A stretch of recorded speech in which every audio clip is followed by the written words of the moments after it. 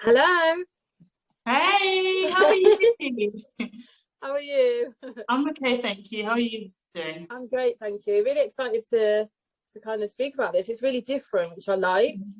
And Yeah, I think both of us are kind of in areas of sport. Do you know what I mean? Being black women, that it's quite a rare sight, I would say.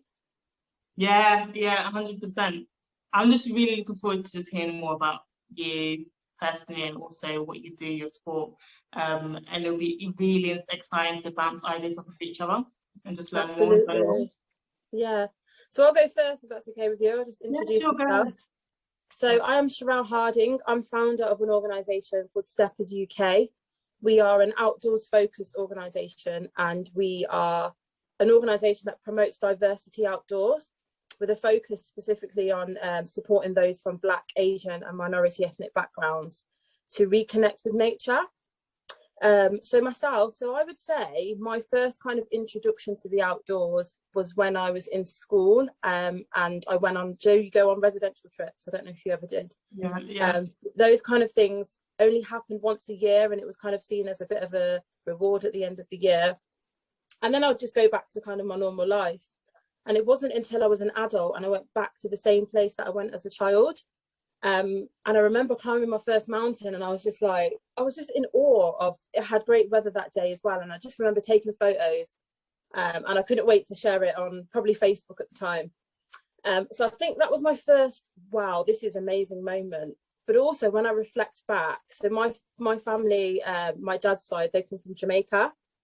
So I have a very strong connection with Jamaica. And although I'm not a Rasta, my life is very much inspired by Rasta. And one of their kind of parts of their ways of life is about connecting with nature and Mother Earth. So listen to a lot of reggae music. I was just heavily inspired by this idea of just being at one with nature. So kind of through reggae music, I kind of found my connection to the outdoors a little bit more. And yeah, fast forward, the rise of the Black Lives Matter really put a massive focus on these kind of conversations, lack of representation. And I was already a person, I was out adventuring all the time. And I thought, you know what, I want to put something together where I can share the beautiful places that I've been to with other people. So we're a relatively new organisation. We launched officially in June. But I'm really excited because I think last year has highlighted not only lack of representation and institutional racism, but it's also put a massive focus onto mental health. And being in lockdown, everywhere was closed. So being outdoors was definitely kind of people's saviour, and being able to get out and explore because you couldn't go anywhere else. So those things coupled together just got me a bit excited about how the outdoors can really be life-changing for people. So yeah, that's me. Yeah. I definitely will have a lot of questions about that. Just even hearing what you have to say, I'm like, oh my God, I need to know. So a bit about myself. My name is Zainab. I am a rugby player by passion, and a neonatal nurse by profession. So I work in NHS, looking after premature and sick babies, but my passion is rugby. I've been playing rugby for about 10 years now, on and off, in and out, but I've recently decided to take it more seriously. And the dream is to be the first Black Muslim woman to play for England. And that's sort of, that's sort of the vision at the moment. So that's what my focus is on. And part of it is because of the fact that I love rugby, but I'm really big on representation, especially rugby is such a white middle class sport. It's always seen as that. And slowly, I do feel like we're trying to change that narrative, but I think there's so much work that needs to be done. And being a Black woman within rugby, it's opened my eyes to how much needs to be done. Just through my experiences, as being the only Black person on my team, and on top of that, my religion as well. So I'm the only Black person on my team, I'm the only Muslim person on my team, I'm female in the male-dominated sport. So it's just, the angles is just crazy, right? So part of the things that I do is just trying to be more visible and trying to get more people of ethnic minorities into rugby, and hopefully that will inspire, it will change, I guess, the landscape of rugby and make it more accessible. I'm also founder of two projects. They're both rugby projects. One is called Muslim Rugby, which is basically, essentially celebrating Muslim women that play rugby. There's not many of us anyways, but celebrating those of us that already do, trying to draw more people of the Muslim faith, especially women, into the sport, and just empowering and trying to inspire and hearing each other's stories. And then I have Studs in the Mud, which is the rugby project again, but that's more to do with using rugby as a tool to help people change their lives for the better. And that's sort of an overseas project. So it's launched in Ghana. I'm of Ghanaian heritage.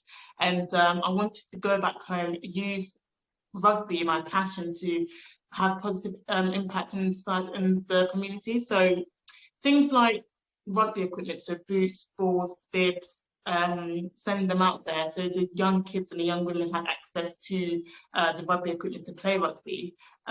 Is where sort of how it all started.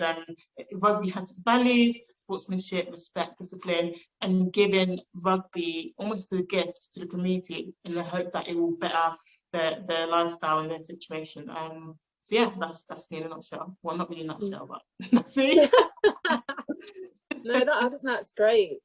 I think my first question, based on what you've said, is probably the most obvious one. What have your, obviously being Black, being a woman and being Muslim, what have your experiences actually been like playing in a white dominated male sport? Yeah, I think in the beginning I was totally oblivious, if I'm honest. Like, I knew I loved the game. I knew I loved running into people, smashing into people. That's what rugby's about, right? But until I actually joined the team at the age of 17, it opened my eyes as to what the environment is. And being the only Black girl, only Muslim girls, the kind of barriers I faced were, for example, covering up, wearing the hijab, covering my legs and my arms when I'm playing, and then I have my teammates who are, not covered up and looking different. Like, I physically look different, not only because of my skin color, but because the way I dress. So that played on my mind, and although it wasn't a barrier as such, but it was something that was always on my mind, and it played on my mind a lot, and it made me feel like I didn't belong, like I didn't fit in. Whereas everyone that looked like me, is the sport really for me. And then when it comes to drinking alcohol, like rugby is proper, like lads going to the bar, drinking, getting pissed, you know what I mean? And as a young Muslim woman or girl, I guess, starting out, it's just, I've never drank alcohol in my life, not even by accident. And then being surrounded by it, and then, the socials that were happening was just heavily alcohol based, and everyone was getting drunk, and I'm like, I found it difficult to mingle and to connect and bond with my teammates, especially at uni, because everything was just drink based. And would I be doing that, sitting there looking like a lemon, everyone's getting, pissed. So I didn't get to bond in the way that I wanted to with my teammates because of, the excess alcohol drinking. So that, looking back, that is something that really upset me. And then things like, for example, in rugby have this thing. So after you play a match, somebody has women of the match, right? Or player of the match, and you have to down a pint of beer, right? And I don't drink. And I used to win that a lot. So I used to stand there. That's me standing there feeling so awkward. And they're like, and I'm like, I can't drink this. Okay, nominate someone else to drink it. And that was like an occurring thing. And it's like, for me, it was quite embarrassing because I'm like standing up here and I'm rejecting a drink, and I just feel awkward. Like, this is not, it was literally so awkward. So I just literally didn't attend any socials. But when I think about it, I kind of feel like I didn't have the confidence at that time, I guess, in uni to speak up for myself and be like, listen, I don't drink, I'm Muslim, I can't participate. I actually did not say those words. And I felt like in my mind, it would ostracize me even more. It would, admitting that I'm actually different from you girls, and that made me feel even worse. Does that make sense? So I kind of kept it to myself. But they clocked on in the end that, oh, this girl doesn't drink, maybe it's something to do with the fact that she's Muslim. And at one point they offered me a non-alcoholic drink, and that was years ago. And I still remember that because it was such a nice touch to be involved and not have to compromise on my faith. So yeah. That's really interesting. It's almost as if the alcohol side of it has become part of that culture, and it's kind of like really, that in itself can exclude people. So that's really interesting. I want to ask about you and your outdoor scene. I think it was nice how you made the connection with reggae and outdoors. I don't when to fair, when I think about reggae, I think about Bob Marley, yeah. And when you said about that outdoor, the first song that came to my mind was "Feeling the Birds Upon My Doorstep." Hey, that's what came to my mind, because I think it's talking about birds, talking about outside, and that's as soon as you said that, it just, my mind just went to Bob Marley and that song. And I do, when I deep it, I actually, you kind of see a lot of white people doing that, like going out on hikes, going to mountains and stuff. I've actually rarely seen Black people do that. I've actually, when you look on TV adverts or movies and stuff, you see a lot of white people doing that. I've actually never come across a group like yours, Stackers UK, and it's very fascinating. And I think, especially within, you know, lockdown and things like that, it must be really difficult. I guess in the beginning, when no one was really allowed to do anything, not having to do those activities and go out and be with nature. So how was that? Like, how was that? Yeah, so obviously throughout lockdown, the restrictions were kind of changed quite a lot. So in the initial stages, we were able to go out, following kind of like walkers' guidelines. We could do groups of 30 at one stage, but then it got to a stage where we could go out in only 6 groups of 6. I mean, I was just really committed to doing it however we possibly could. So all the way up until December times, or just before, I think it was groups of 6, and then I think when it came into the new year, it was kind of like lockdown completely. So last year was absolutely fine because we could still get out, but this year has definitely been tougher. But what I found though is that a community is starting to be built, and on like Instagram you see lots of different people who are doing the same thing. So I kind of feel like for those people that came along to Steppers who hadn't been walking before, it's kind of planted a seed, so that in these times, although we're not able to go out in groups, they've been able to go out with their family members or their support bubbles. So people are still getting out. And I think for me, as long as people are still able to do it, obviously I'm gutted that we can't do it as a group, but my ultimate aim with Steppers is to upskill and inspire people so that they can learn skills, so that they can make hiking and outdoor activities a recreational part of their own life anyway. So I guess we've kind of been forced to do that, but people are still finding ways. So I'm just hopeful that in the next few months or weeks, whatever it will be, that we can get out in groups again. So it has been a bit of a challenge the past few months, but I'm still able to get out with like my mom, and people are still doing the same thing as well. That's awesome, honestly. I would definitely love to come and walk with you guys one day. Yeah, and I'm the same with like rugby, because to be honest with you, rugby has never been something that I've ever played. Don't know the rules. And similar to yourself, I think if I didn't see someone like yourself doing it, it would not even cross my mind. And I think that culture, someone that also doesn't drink as well, that culture might put me off a little bit. But to know that there's women like yourself out there, it is so inspiring, especially like you said, you're Black and you're Muslim. So those two things, do you know what I mean? That's not what you see in rugby a lot. So really inspiring. Yeah, thank you so much. And I think, especially with this journey that I'm trying to do, like playing for England, it's more than just about me. Like, obviously, I that's my dream and I want it to happen. But I'm thinking ahead, like, if that was to happen, what the impact would be. And what I'm hoping is that I'm getting more people that look like me involved in the sport, and not even just about rugby. If I'm following my dreams and it happens, hopefully it will get someone else to be like, do you know what, Z followed her dreams, maybe I should follow mine. And it could be something as simple as going out for a walk. It could be as simple as, you know, trying to do 5K in a week. Like, it doesn't have to be big.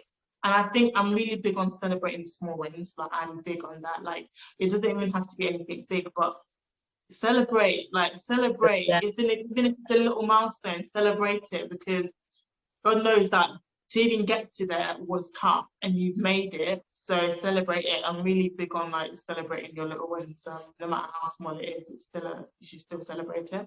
It keeps the momentum going as well, doesn't it? And you get more positive when you start to do things. Yeah, exactly.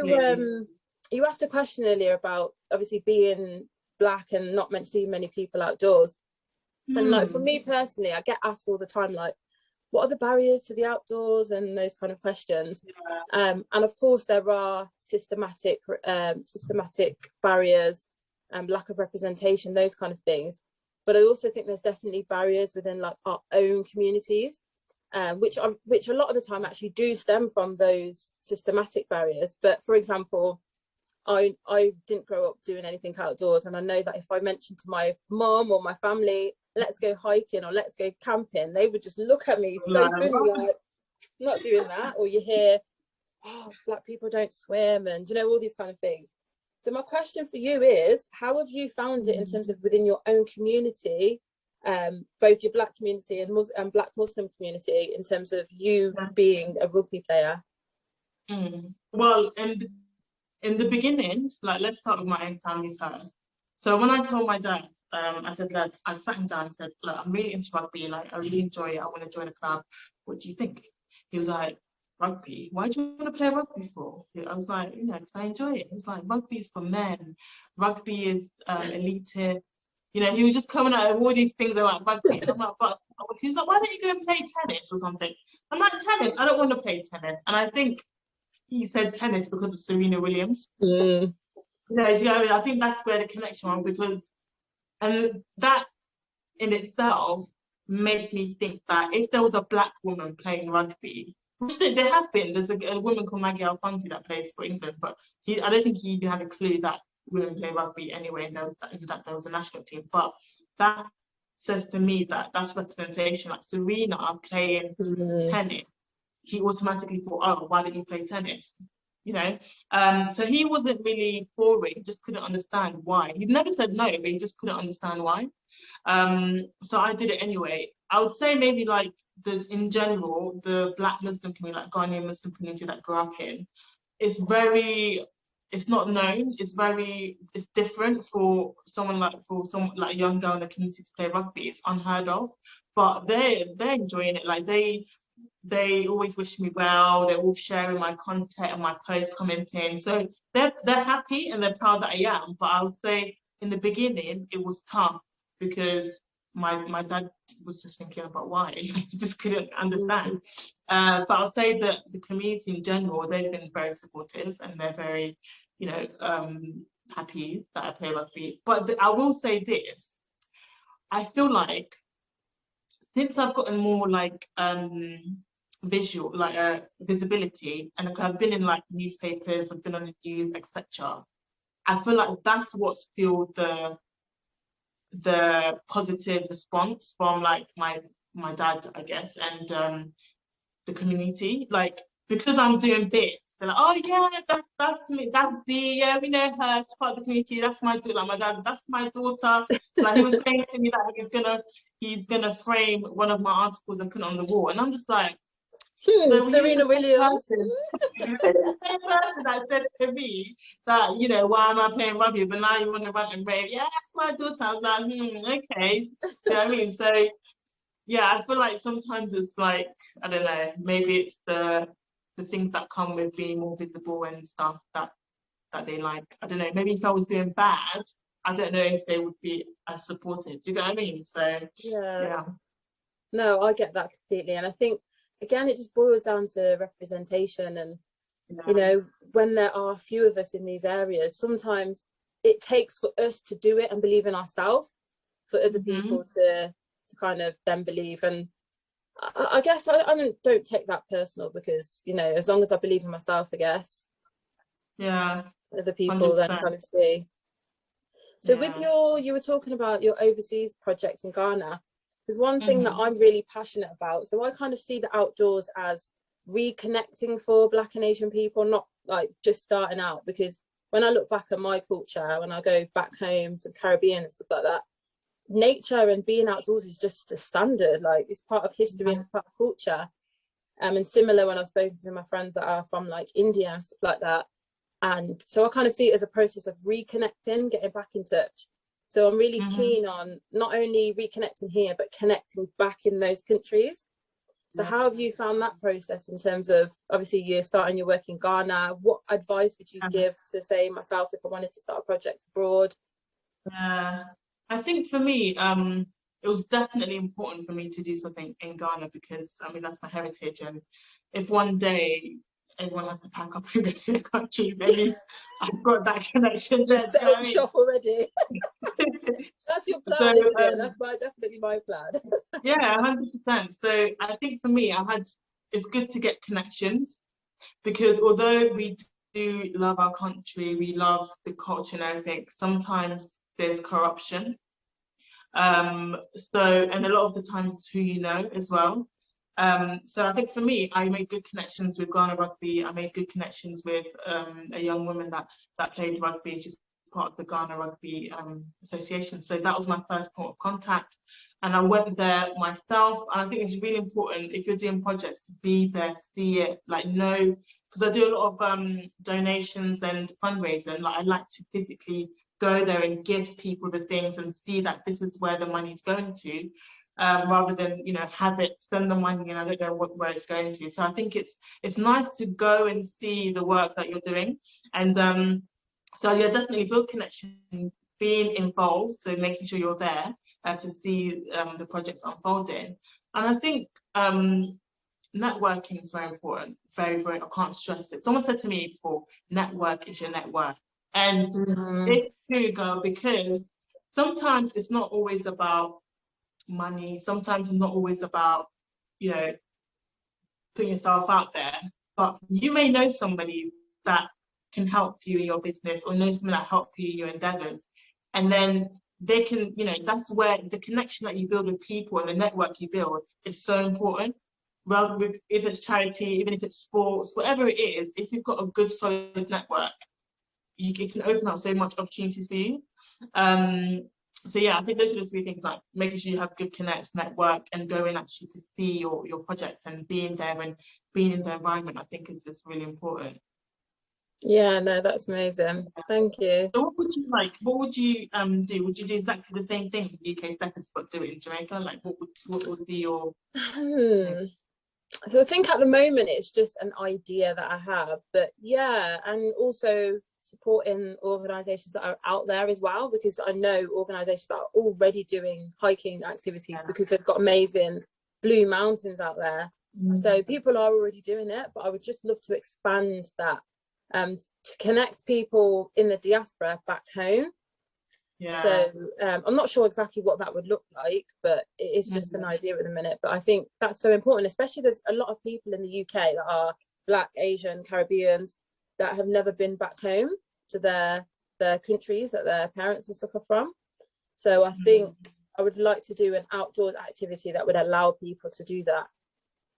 Okay. So, but yeah, loads of ideas. Yeah, hopefully we get to implement them soon. Yeah. I know we've got some, I've got a question for you as well. You can fire it back at me. So how do you feel that your sport has contributed to Black British culture? Oh boy. Yeah, this is a hard one. I was like, what? Well, I think well, I think it's a work in progress. What can I even say? If I'm honest, I know it's more of like, what has the sport done to be aware or to welcome Black culture, rather than, you know, the question you put forward. And I think, like, for example, there's quite a few. There's two off the top of my head. For example, Mary Toji plays for England, and there's this guy called Bennett, and they're both cousins, both Nigerians, and the connection that they have, and I feel like they're bringing that sort of African culture into rugby, if that makes sense. Not really African culture, but they're being themselves as Black youth within that rugby culture, and seeing it like on TV, the way they do their banter, the way they're talking about the food and everything like that, like the way they talk about their childhood, young, growing up in an African household, that's sort of shedding light on their own experiences, but in a rugby environment. And I feel like the rugby audience need to see that personality, need to see that, yes, there's not much representation of Black people in general in rugby, but the players that are there, they're openly being themselves, unapologetically, I can never say that word, unapologetically being themselves as Black young men and women. So I think that's nice to see. But the question is tough, if I'm honest, and it's a difficult one to answer because I'm not sure. I'm not sure what has been done. But I think that there's waves to be made, and I'm hoping that my own journey will help make those waves. So yeah, that's all I kind of have to say on that. What about you? So what do you think? Yeah, so when I initially got that question, I really struggled to answer it because I thought it was difficult. So similar to yourself, I kind of switched it and I was like, how has Black British culture influenced the sport in that way? And I thought in influence hiking, and I think it's a working process at the moment. It's very new again, and it is sad that it's taken it. But last year's Rise of the Black Lives Matter movement again is what has put a massive focus on these kind of conversations. And so there are organisations out there that are doing their own little bits of work, and then also groups on the kind of grassroots level that are doing it as well. So you've got great groups like Black Girls Hike. You've got an organisation called Mosaic within the Peak District. So there's these little groups that are doing things as well. So it's all a working process. So at the moment, I still think there's lots of work to do within our own communities too. So that's where my focus is at the moment. And then perhaps bridging the two together and just encouraging people to just be open-minded and try new activities. So, but there's work being done, but there's still a lot of work still to be done. So what are you looking forward to 2021 for your sport? Getting back to group hikes, definitely, because I feel, although we're still able to get out, being in a group definitely adds a different element to it. So I'm looking at doing that. And at the moment, we're doing a project called the Areas of Outstanding Natural Beauty Project, #AONB Challenge. And there's 46 areas of outstanding natural beauty in the UK and Wales. So we're planning to work through all of them. We've done 4 so far. So there's lots of adventures ahead. And really just within Steppers specifically, just expanding the organisation, hopefully having some volunteers and stuff around the country. And hopefully I'm looking to work with young people and just getting them to get outdoors a little bit more, because I feel like young people do use the outdoors, parks and those kind of things, but I feel like if they were exposed to the great outdoors, climbing mountains and that kind of stuff a little bit more, it'd be really beneficial. And I also really want to support like people that are newly arrived into the country, because I feel like a lot of the time people that are newly arrived, we're talking refugees, migrants, it's that similar cycle that I kind of seen with my parents' generation. They came in, they lived in cities. A lot of people were kind of put in deprived areas, and sometimes going hiking or to the Lake District, those kind of things just weren't a priority. So I want to kind of break that cycle and just ensure that everyone has access to the great outdoors, no matter what position you are in life, no matter what class you are in. The outdoors is for everybody. It just needs to be more accessible. So I'm really excited for that. And just encouraging more people, because over the past 8 months, the interest that I've seen it just keeps growing. So that just makes me excited for what it's going to be like in the next 8 months. How about yourself? Amazing. I think for me, more like sort of like this year, it was meant to be a really big year for women's rugby in general. So it was meant to have the World Cup this year, but that's been postponed because of COVID. But we're still going ahead with a tournament called the Six Nations, which is happening next month, which I'm excited about. And so there's a lot of buzz around women's rugby for this year. And for me personally, I feel like with my projects that I told you about, I'm hoping to go to Ghana this year and to do a tournament for the girls up there, the young women and the young girls. So that's what I'm really trying to focus on. I think with my own personal journey, I'm just trying to be as visible as I can and get my story and my message to everyone in the hopes that it will encourage somebody that looks like me to play rugby. And I'm just going to keep plowing on with that dream, you know, hopefully keep chipping away at that dream in the hopes that I can get the opportunity to further my development. And I think when that day happens, and I say when because I'm not going to say if, I'm going to say when, because I believe in it and I believe in myself. I think it's just a matter of time. And when that day happens where I can stand and be part of the squad for England and going out for my first cap, it will, for me, that will cement everything that I'm trying to do, like trying to be inspiring, trying to get more people into the game. Getting that first cap, I think, will help put everything that I want. It literally will be the summit of everything. So I'm just trying to work towards that. And I think this year, just trying to put in all work basically to that. And yeah. No, it all sounds really exciting. Where can people find? Say that again, it's all really exciting. Yeah, I was going to say, like, where can people sort of find out about you and Steppers UK and things like that? Yeah, so good old Instagram. So we use Instagram quite a lot, and we are on there as Steppers_UK, and the same for Twitter. And that's where we post all of our events, and then we kind of put a link to Eventbrite. We've also got a WhatsApp group for those that want another WhatsApp group to add to their many WhatsApp groups, but it's great. It's great for people to just kind of share, and if they've got any walk ideas or want to meet up with somebody, then that option's there as well. And on Facebook we are Steppers UK. Where can we find you? Well, I'm on Instagram as Alema, so that is Alema. I sort of share all my rugby stuff on there, and I have also an app called Road to Red Roses. That's where I post my journey to becoming an England rugby player. I'm also on Twitter, which is at Alema Zainab, so you can find me on there too. And my projects are also on my Instagram bio, so you can click on there, you can find my projects, both my projects on there. So yeah, that's me. But I really, really enjoyed talking to you today, honestly. And I'm coming on one of those hikes with you. Definitely, please do. And likewise, like I said, I've never played rugby, but I'm all for giving something a go. So let's speak after this and we can kind of connect. Perfect. Thank you so much. Take care. Nice to speak to you.